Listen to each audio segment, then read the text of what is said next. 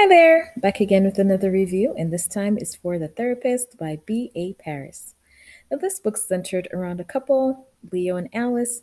They had been dating long distance previously and had their own place, but now they've moved into this exclusive community and they're about to start their lives together. Although they're not married yet, they do plan, or it seems as though it's in the near future. And so they bought this house in this exclusive neighborhood.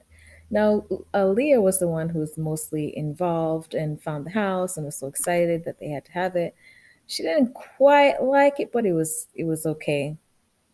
So anyway, they shortly after they moved in, they had a little dinner party kind of to get to meet the neighbors and talk a little bit more and see everybody.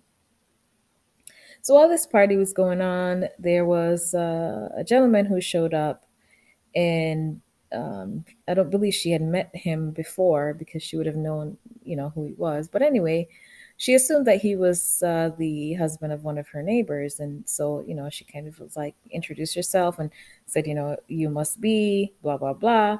But anyway, he didn't correct her, so she assumed that that's who he was. So later, when she went to visit the neighbor, she mentioned that, it was nice to see her husband. And she said he never, he didn't make it to the party. And she was like, yeah, he was at the party. So she called him and was like, oh, you sneaky little bugger. Went over to the party, didn't tell me. But he said he didn't. He was in another room. But anyway, he later came to the room to see, because she was calling him to see what she wanted. And sure enough, when he came to the room, she realized that this was the man at the party. So now she's really horrified, like, who is this man that was in my house? So she later found out from the gentleman because he had called, I believe it was a phone call. They had the conversation and he apologized and said that he was a private detective, and so he didn't mean to mislead her, but he was trying to get information because the other folks in the community were kind of tight-lipped, and so he was on assignment from a relative of the prior owner of the house who really wanted to get some closure as far as what happened, and he disclosed to her that somebody had died in the house. There's the prior owner, her name was Nina, and she was a therapist. And then it was believed that her husband killed her. And the gossip was in the community was that she was having an affair. And ultimately, the police concluded that that was feasible, that maybe he had killed her because she was having an affair.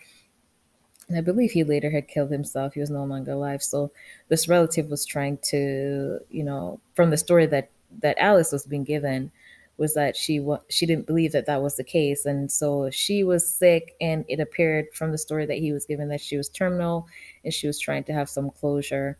And so that was the assignment that he was on, to get more information and finally put her, mind at ease that he didn't really kill his wife. So of course, this is the first that she was hearing that somebody had died in the house, and so she was like, "There's no way Leo didn't tell me." So she assumed that it was the agent who withheld this information. So she called, and she found out that sure enough, Leo was aware of this and didn't tell her. So she was really upset, and now they weren't on such good terms because this was something massive that he hadn't shared with her. So she had a sister whose name coincidentally was Nina. And so she's always in her past had some obsession with Nina's because she had a sister. And so now she was kind of determined to figure out what had happened or find out more about this person who had lived in the house before her. Now she was, kind of terrified to be in the house, but she wasn't quite ready to sell it because she wanted to find out what had happened, and she felt compelled that she must find out what happened or what the truth was that happened to this Nina.